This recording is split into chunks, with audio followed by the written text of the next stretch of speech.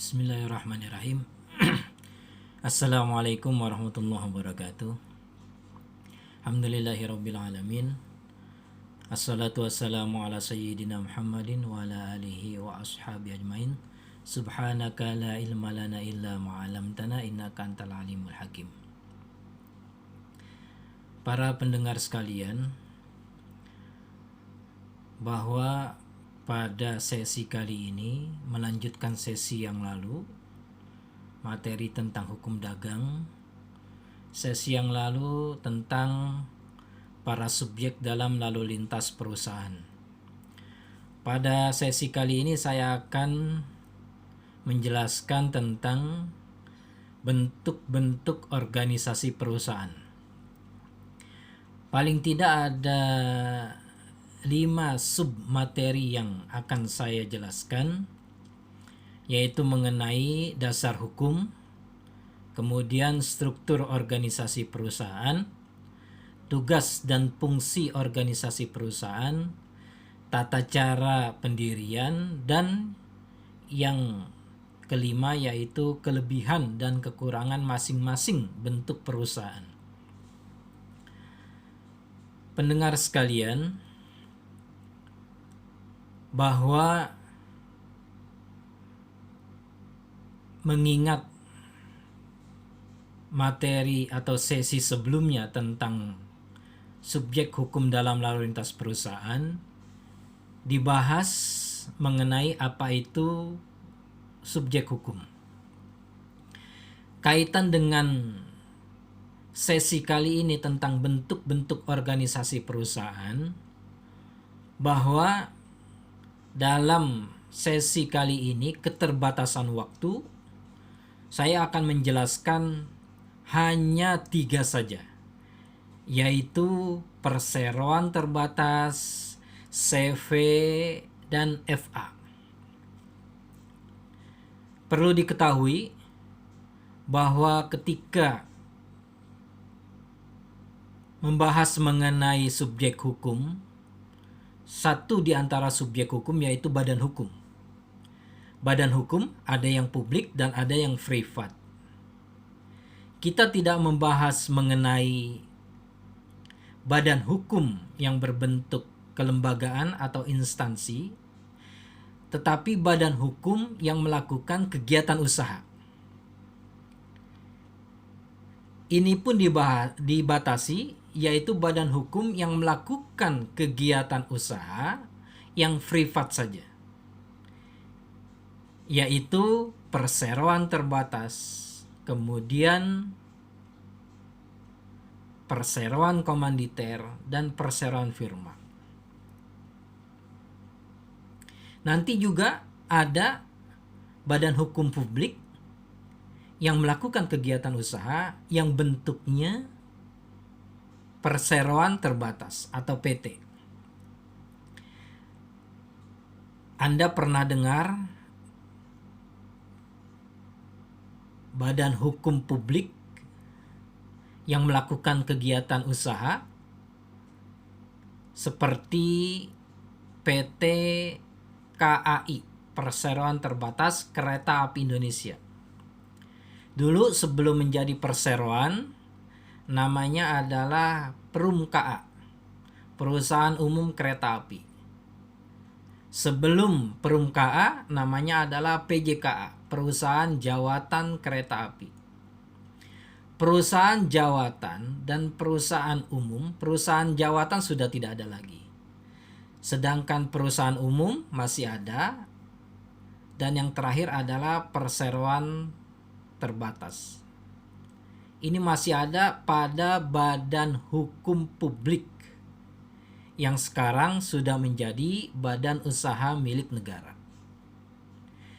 Kita tidak bahas itu, tetapi fokus pembahasan dalam sesi kali ini adalah perseroan terbatas, kemudian perseroan komanditer, dan perseroan firma yang privat saja. Perseroan terbatas atau nomanditer penatskap atau disingkatnya PT, dan perseroan komanditer atau komanditer penatskap yang disingkat dengan CV. Saya lebih senang menyebutnya CV ketimbang CV. Kalau CV nanti Anda suka bingung dengan sebutan kurikulum vitae atau yang Anda suka sebut dengan biodata dari kepribadian seseorang. Oke, itu kita nggak perpanjang. Yang ketiga adalah perseroan firma atau Vennootschap onder firma atau FA. Sebutan yang saya akan gunakan dengan bahasa singkat saja, PT, CV, dan FA. Langsung saja, karena tadi sudah saya sampaikan bahwa bentuk-bentuk organisasi perusahaan ini hanya 5 saja fokus yang akan kita bahas, jadi tidak kemana-mana, yaitu dasar hukum, struktur organisasi perusahaan, tugas dan fungsi, tata cara pendirian, kelebihan dan kekurangan masing-masing bentuk perusahaan, yaitu VT, CV, dan FA. Dasar hukum yang pertama. Dasar hukum tentu saja untuk PT adalah undang-undang yang terbaru, Undang-Undang Perseroan Terbatas, yaitu Undang-Undang Nomor 40 Tahun 2007. Undang-undang sebelumnya adalah Undang-Undang Nomor 1 Tahun 1995. Sedangkan CV itu diatur dalam pasal 19 sampai dengan 21 Kitab Undang-Undang Hukum Dagang atau KUHD. Dan FA diatur dalam pasal 16 sampai 35 Kitab Undang-Undang Hukum Dagang atau KUHD. Tentu mengenai CV dan FA ini juga mengacu kepada pasal 16 1618 sampai 1652 Kitab Undang-Undang Hukum Perdata atau KUHAFER. Perlu diingat, ini adalah dasar hukum yang dasar saja, tentu terkait dengan dasar hukum lain, tetapi ini dasar hukum yang dasar saja, yang pokok-pokok saja. Yang ketiga tentang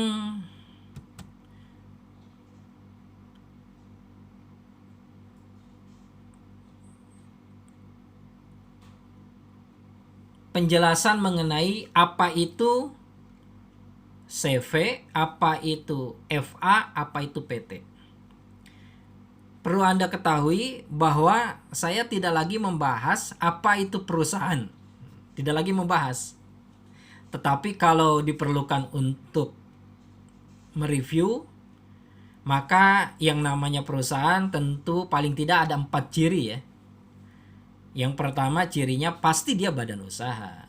Yang kedua, bersifat tetap dan terus-menerus. Yang ketiga, mempunyai pembukuan. Yang keempat, otomatis mencari laba atau keuntungan.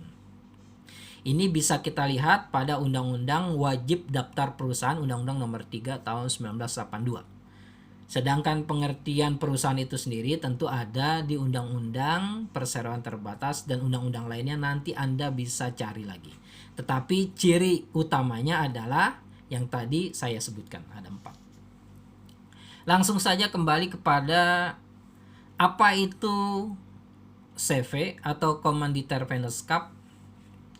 CV merupakan persekutuan terbuka yang terang-terangan menjalankan perusahaan, yaitu di samping satu orang atau lebih sekutu biasa yang bertindak sebagai pengurus. Jadi ada satu atau lebih yang bertindak sebagai pengurus. Dia disebut dengan sekutu komplementer atau sekutu aktif. Jadi pengurus ini disebut sekutu komplementer atau sekutu aktif. Yang dia mempunyai satu orang atau lebih sekutu diam. Jadi sekutu aktif punya satu orang atau lebih sekutu diam. Sekutu diam ini disebut sekutu komanditer atau sekutu pasif, atau disebut dengan sleeping partner. Jadi partner yang tidur. Yang tidur itu dia kasih modal, kemudian dia tidak ikut melakukan pengelolaan kegiatan usaha, nanti dia menerima keuntungan saja. Yang ngelola siapa? Yang ngelola itu adalah pengurus atau sekutu komplementer atau sekutu aktifnya. Kita lanjutkan. Tentu selaku sekutu komanditer yang bertindak sebagai pengurus itu bertanggung jawab atas jumlah pemasukannya. Dasar hukumnya kita bisa lihat secara langsung ya, pasalnya itu ada dalam pasal 19 KUHD. Perseroan yang terbentuk dengan cara meminjamkan uang atau melepas uang disebut juga perseroan komanditer. Didirikan antara seseorang atau antara beberapa orang pesero yang bertanggung jawab secara tanggung renteng untuk keseluruhan dan satu orang atau lebih sebagai pemberi pinjaman. Suatu perseroan dapat sekaligus berwujud perseroan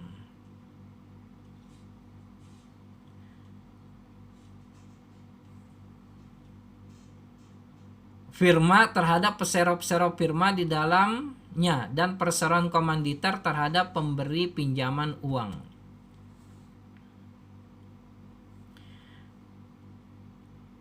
Pasal 20 dengan tidak mengurangi kekecualian tersebut dalam ayat 2 pasal 30, nanti bisa dilihat pasal 30 KUHD, nama pesero komanditer tidak boleh dipakai dalam firma.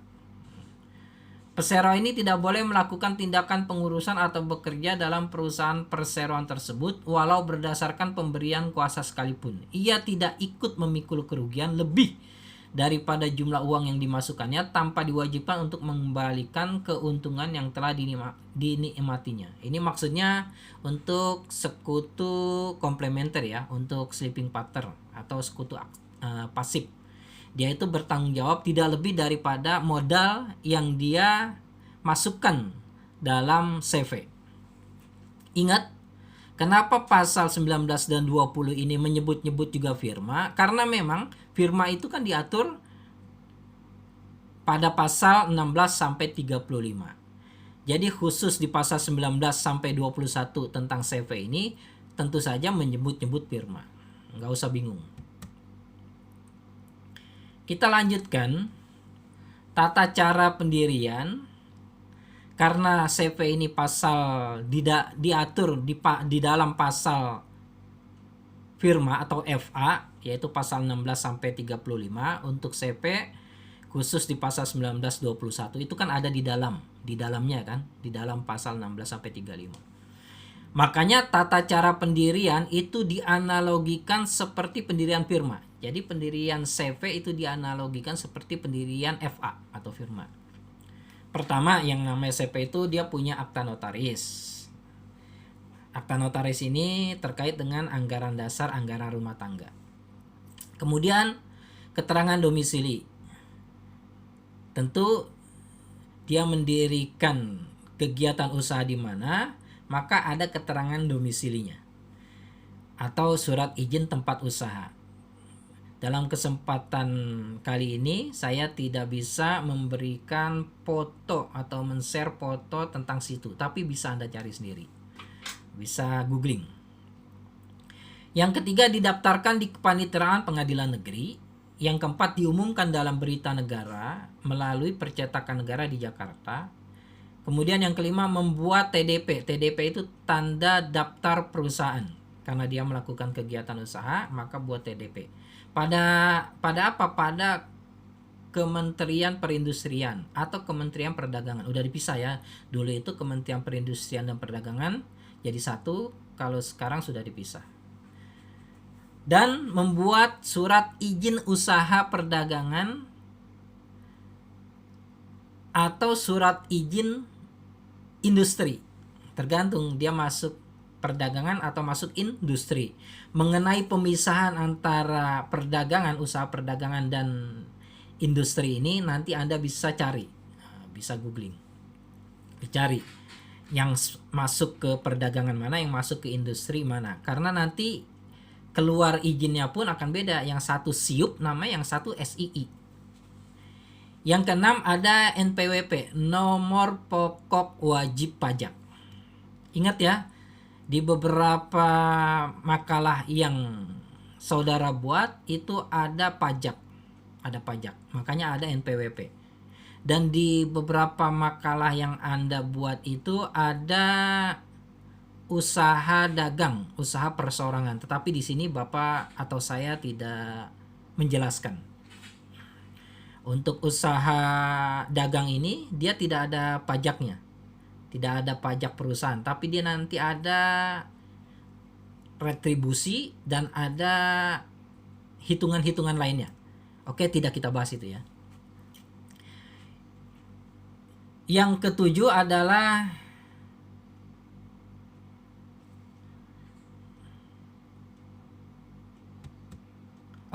sampai 6. Kita lanjutkan. Jadi untuk firma nanti otomatis seperti CV ya. Karena tadi CV itu pendiriannya dianalogikan seperti firma. Kita lanjutkan. Struktur organisasi dan tanggung jawab. Terdapat pengurus dan pemodal. Pengurus itu tadi sekutu komanditer, sedangkan pemodal itu sekutu komplementer. Tetapi pengurus itu bisa juga dia bukan hanya mengurusi, tapi dia juga kasih modal dan juga mengurusi. Sedangkan kalau yang komplementer tadi itu dia hanya kasih modal saja, sleeping partner. Kita lanjutkan. Pengurus dapat menentukan struktur secara bebas. Pada prinsipnya terdiri dari top manager, middle manager, staff, dan employee. Tanggung jawab pengurus yang merangkap pemodal secara tanggung renteng termasuk kekayaan pribadi, sedangkan tanggung jawab pemodal sebatas modal yang telah diinvestasikan. Itu ya. Dilanjutkan dengan FA atau firma. Firma adalah setiap persekutuan yang didirikan untuk menjalankan suatu perusahaan di bawah satu nama bersama dan bertanggung jawab secara tanggung-menanggung. Jadi selain dia pendiri, dia juga menjalankan perusahaan sehingga tanggung-menanggung. Kalau pendirinya ada 3, maka juga yang 3 orang ini sebagai penggerak perusahaan, pengurus perusahaan, tanggung-menanggung ini nanti kalau ada apa-apa.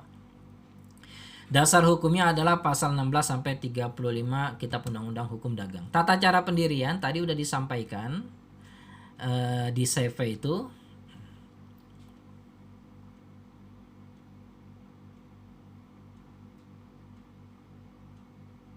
Kemudian kita lanjutkan. Tanggung jawab.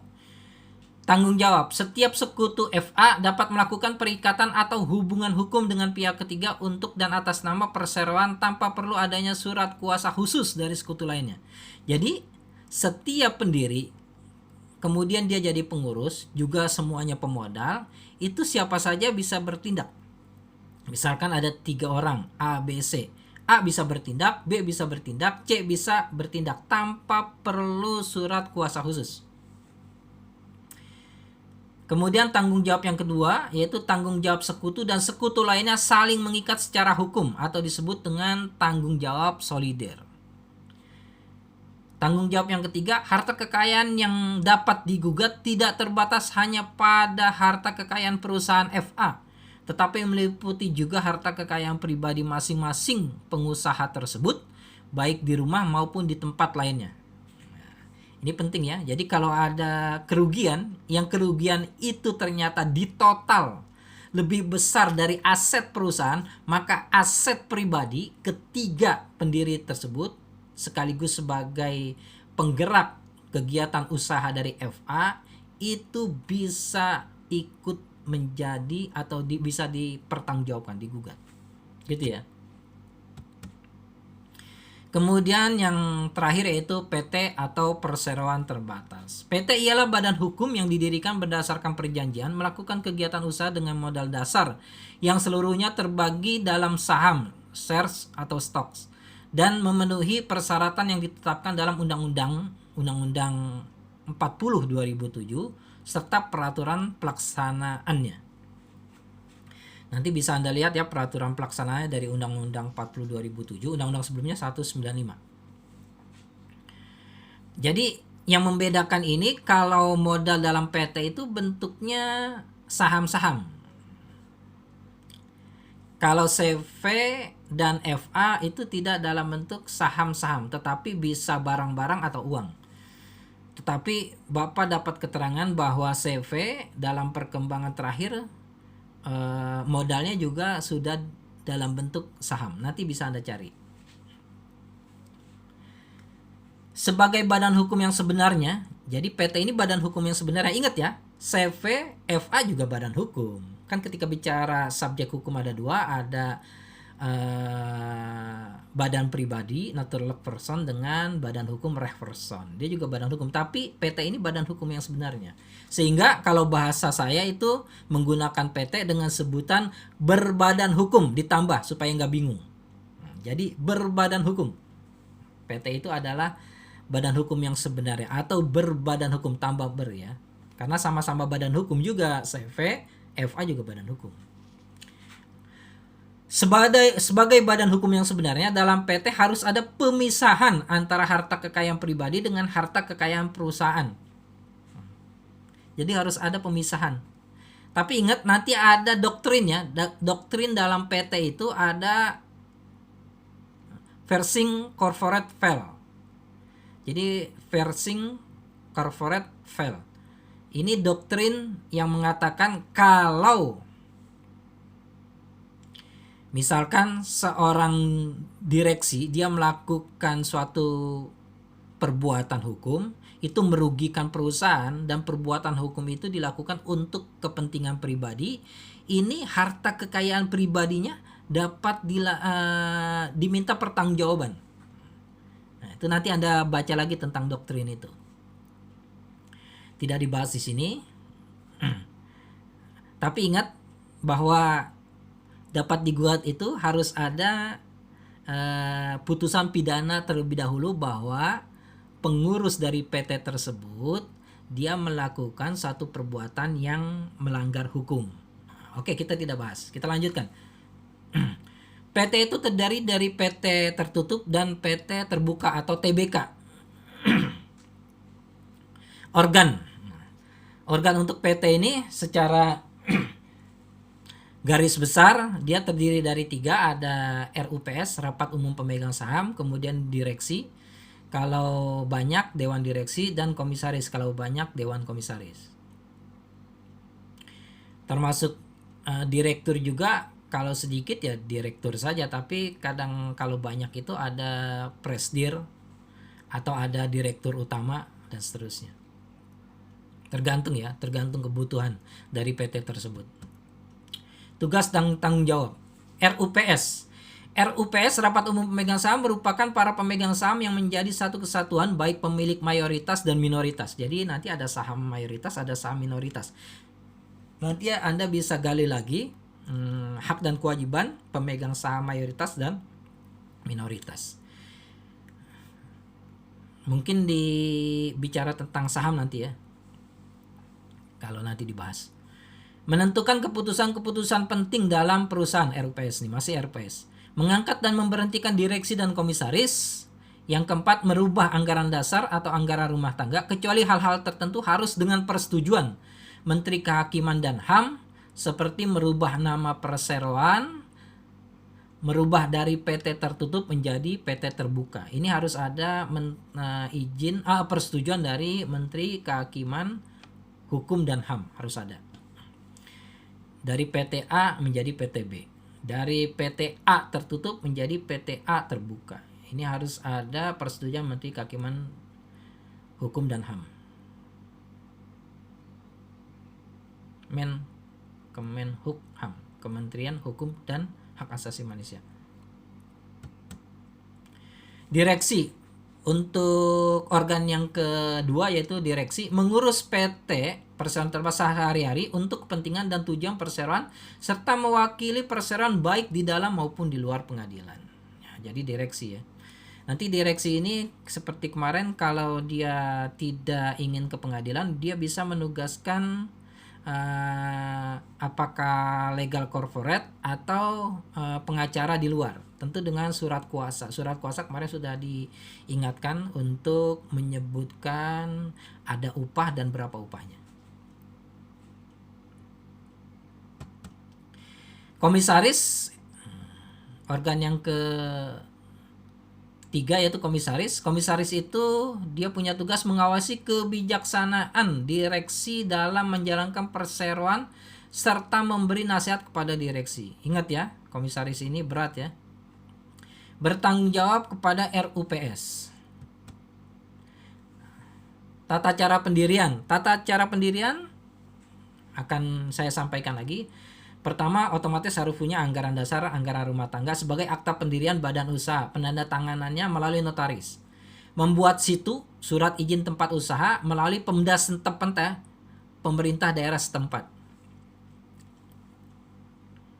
Tentu nanti lihat levelnya. Ada yang sampai level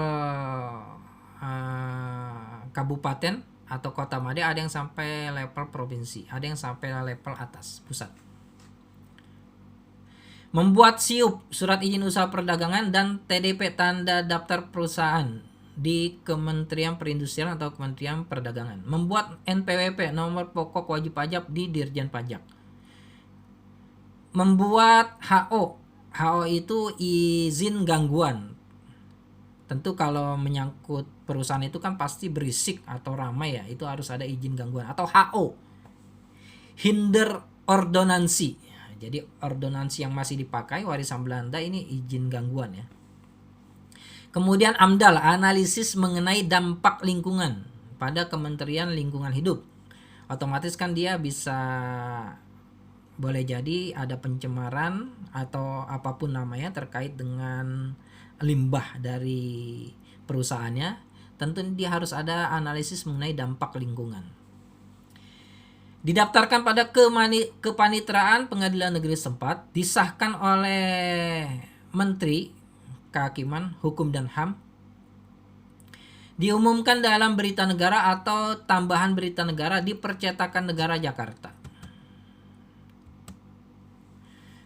Ingat ya, untuk PT ini disahkan oleh Kementerian Hukum dan Hak Asasi Manusia. Disinilah letak PT disebut sebagai badan hukum yang sebenarnya atau berbadan hukum. Satu, dia punya undang-undang sendiri. Undang-undang sendiri, undang-undang PT kan, 40 2007. Yang kedua, dia disahkan oleh menteri.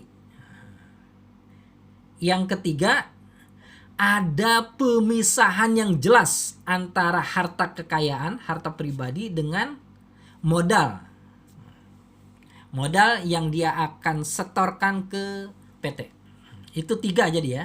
Jadi 3 kenapa PT disebut dengan badan hukum yang sebenarnya atau berbadan hukum. 3.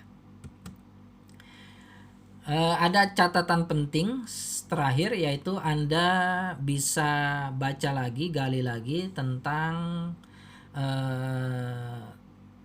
merger, konsolidasi, dan akuisisi. Ini penting juga dibaca. Apa itu merger, apa itu konsolidasi, apa itu akuisisi pada perseroan terbatas.